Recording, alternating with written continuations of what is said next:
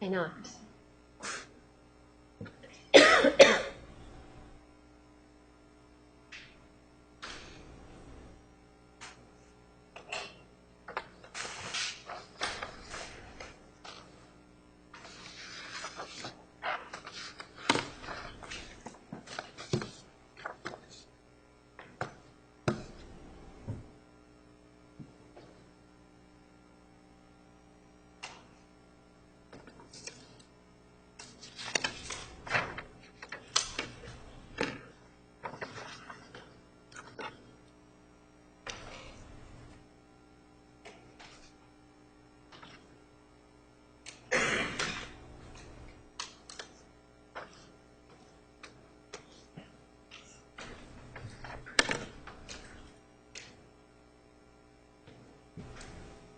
We're back on the record. The record will show the presence of the defendant and all counsel. Mr. Nurmi, you may continue. Thank you, Your Honor. I, too, would ask the court to look at the facts. Look at the facts, not the distractions. A fact would be that Ms. Schaefer and Ms. Parzik have an ethical duty to Ms. Arias to not disclose information. It would also be that they also have the ability to defend themselves and defend false statements made about a case and false accusations made by a prosecutor.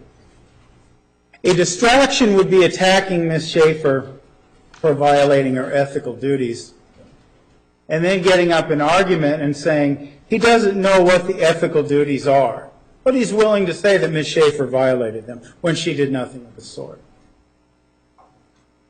A fact would be that there was computer porn on the computer, and a fact would be that his detective testified that it wasn't there. A fact would be that it's my understanding that the Arizona Court of Appeals just dismissed the case against Deborah Melke for prosecutorial misconduct. I have not read that opinion yet, but I suspect that that opinion would be highly instructive to the court because the course of misconduct in Melke and the false testimony or unsubstantiated testimony or testimony that was presumably false because someone pled the fifth is very instructive to the court as to what it should do in this case. Do we need to wait 23 years in order for remedies such as were awarded Ms. Melke to be awarded to Ms. Arias? A fact would be what Detective Melendez, as I said a moment ago, testified to. Looking at Exhibit 2 at page 129, by looking at the computer and checking for viruses, which I did not see any. He claimed there were no viruses on the computer. Mr. Neumeister, whose credibility was put up for question, and again, I would say that that violates the dictates of Zavada because there is no basis for attacking Mr. Neumeister's credibility, is that Mr. Neumeister found all these viruses. That's a fact. Another fact is that Mr. Martinez is saying, well, Mr. Neumeister is so incompetent, he doesn't know what he's doing.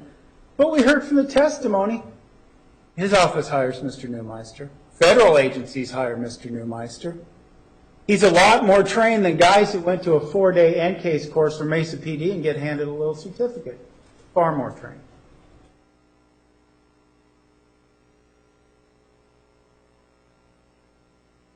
I want to draw your attention to Exhibit 3. Again, Detective Melendez's testimony. Went through the history registry of the computer itself. Did you find anything looking at the internet history? No. Just basic things going through internet sites, social media sites. Okay. He didn't find any access to adult sites. No, he didn't find that in the internet history because Mr. Alexander, if you recall, based on the testimony, and again, where there's smoke, there's fire, had some 19 scrubbers, privacy cleaners, virus controls.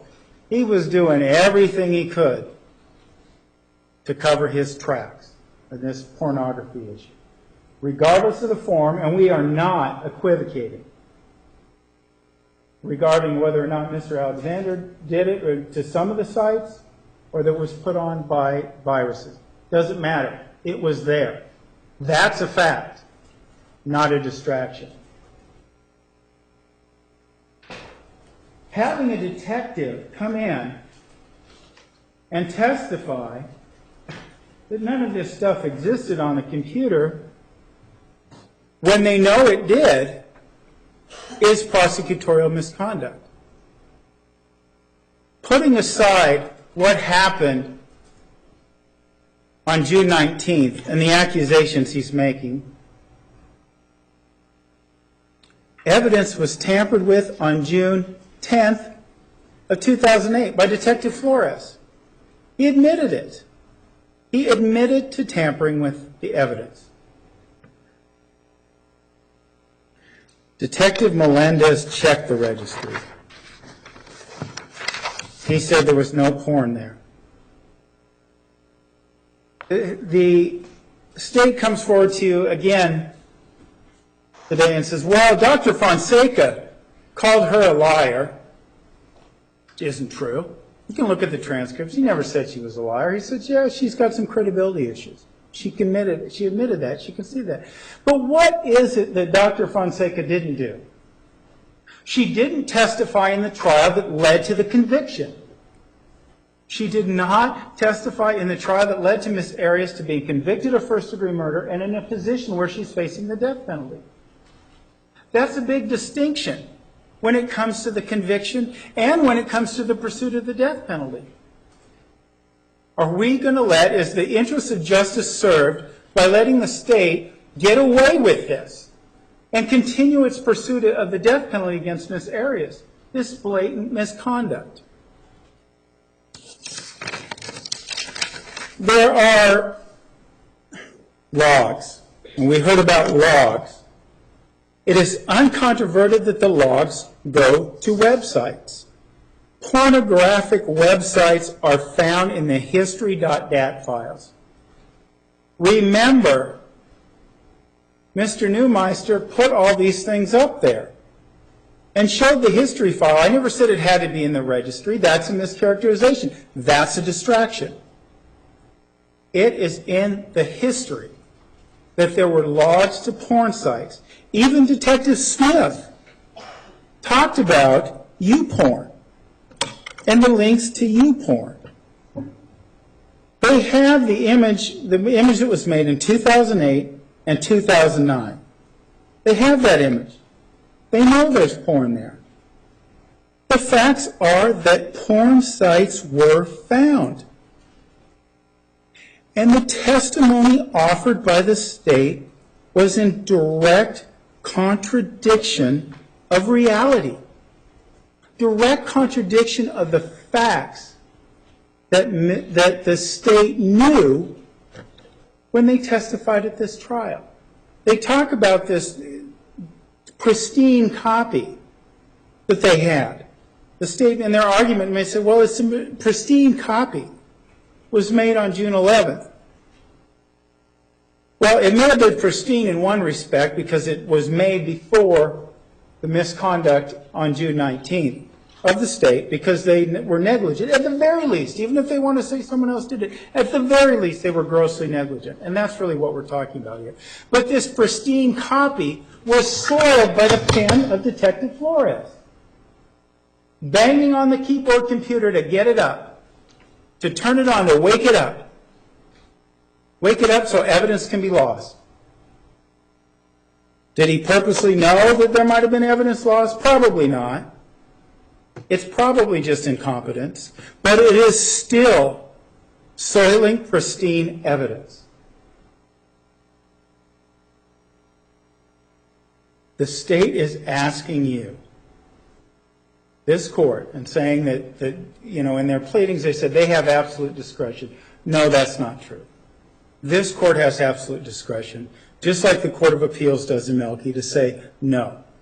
that it violates the constitutional imperatives and the constitutional rights due Ms. Arias, not the state, due Ms. Arias, that she not be subject to face the death penalty under evidence that has been tampered with, that has been soiled, whose condition has been altered by the state, and testified untruthfully.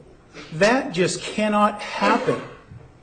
That is just so blatantly unconstitutional, as I said before. It's laughable if it were not for the fact that Ms. Arias' life is at stake. Let's put an end to this circus. Let's put an end to a conviction and a pursuit of death that is based on blatantly false evidence that the state perpetrated. In that regard, I would ask the court, look at the Melky opinion. I haven't read it, but I'm sure it's instructive. The reality is that the same sort of false testimony that incarcerated Deborah Melky for 23 years is the same sort of false testimony that could incarcerate and or lead to the execution of Ms. Arias. The only difference is the names have changed. Instead of Soldati, we have Flores. That's the only difference. Any further proceedings would be based on false evidence. And this court knows that. This court has seen that. I ask this court not to be led by distractions, but by the facts presented to it and by the law. The clear case law that says that such a conviction cannot stand and such a sentence of death cannot stand. Thank you. All right, the motions are under advisement. Counsel, approach, please.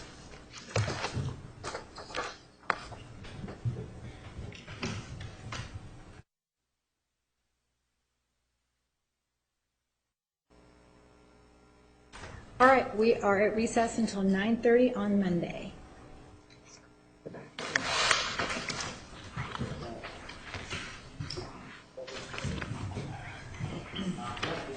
I'm going to take